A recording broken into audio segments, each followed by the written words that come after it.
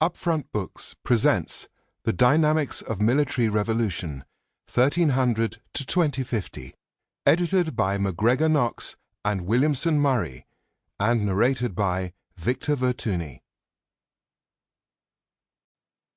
Chapter 1. Thinking about Revolutions in Warfare, written by Williamson Murray and Macgregor Knox. The term Revolution in Military Affairs, RMA, became decidedly fashionable in the course of the 1990s. It lies at the heart of debates within the Pentagon over future strategy and has gained increasing prominence in Washington's Byzantine budgetary and procurement struggles. Yet few works throw light on the concept's past, help situate it or the phenomena it claims to describe within a sophisticated historical framework, or offer much guidance in understanding the potential magnitude and direction of future changes in warfare. This book is an effort to answer those needs. Conceptual roots. Current notions of revolutions in military affairs derive from two principal sources: early modern historians and Soviet military theorists. The closely related concept of military revolution emerged in 1955 in an inaugural lecture by the British historian Michael Roberts. Roberts argued that in the early 17th century, under the leadership of the warrior king Gustavus Adolphus, Sweden had embarked on a military revolution that had swept away traditional approaches to military organization and tactics throughout the West. That claim provoked several decades of furious debate over the extent and nature of the changes in 16th and 17th century warfare. In the end, most specialists came to agree that Roberts had been correct in suggesting that European warfare in this period had undergone fundamental systemic changes.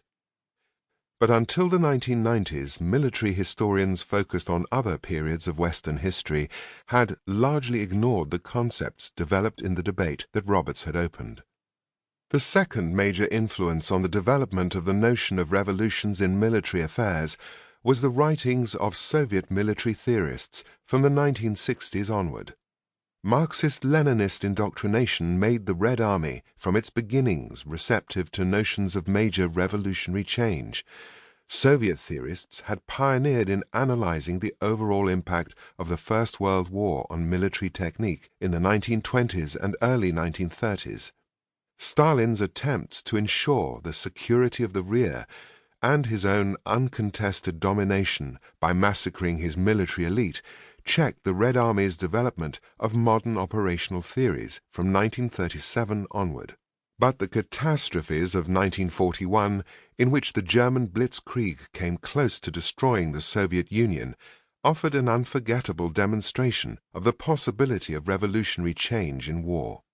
Soviet operational art belatedly recovered, and by 1945 had surpassed even the achievements of the Germans.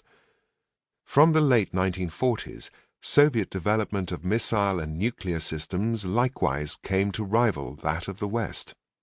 Yet the appearance in the 1970s of striking new technologies within the American armed forces, precision-guided munitions, PGMs, cruise missiles, and stealth, suggested to Soviet thinkers that a further technological revolution was taking place that had potentially decisive implications for the Soviet Union. Given their close attention, grounded in ideology, to material factors, the Soviets focused on the technological aspects of what they perceived as an emerging military technical revolution. Marshal Nikolai V. Ogarkov, chief of the Soviet General Staff from 1977 to 1984, commented that these advances made it possible to sharply increase by at least an order of magnitude the destructive potential of conventional weapons, bringing them closer, so to speak, to weapons of mass destruction in terms of effectiveness. From the Soviet perspective, this was a particularly frightening prospect. The new smart high-technology weapons that the American armed forces were developing and deploying threatened the very bases of Soviet operational art and of Soviet strategy. The immense armored masses deployed in depth and aimed at swiftly Sample complete. Ready to continue?